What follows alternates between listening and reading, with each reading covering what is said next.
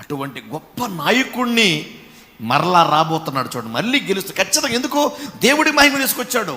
దేవుడికి అంతా తెలుసు ఎక్కడ మోసం జరిగిందో. అందరూ కలిసి కూటమి ద్వారా ఈరోజు అందరేదో గద్దెనెక్కామనుకుంటున్నాం, కానీ ఒంటరి పోరాటం చేశాడు, నిజాయితీ పోరాటం చేశాడు. ఏమండి, ఇంట్లో ఉన్న వాళ్ళు కూడా పదవులు ఇవ్వకుండా ప్రజలకే చెందాలి పదవులని, ఏమండి, బడుగు బలహీన వర్గాల్లో ఉన్న వారిని, అనగారిపోయిన ప్రజలందరికీ మేలు చేశాడు. ప్రతి ఒక్కరికి సీట్లు ఇచ్చాడు, అందరిని ముందుకు తీసుకొచ్చాడు.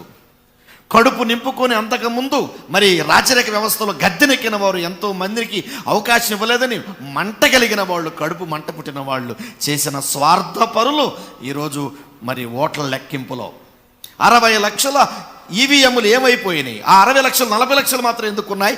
ఆ 20 లక్షలు ఏమైపోయినట్టు? ఎక్కడ చూసినా మోసం జరిగింది, అన్యాయం.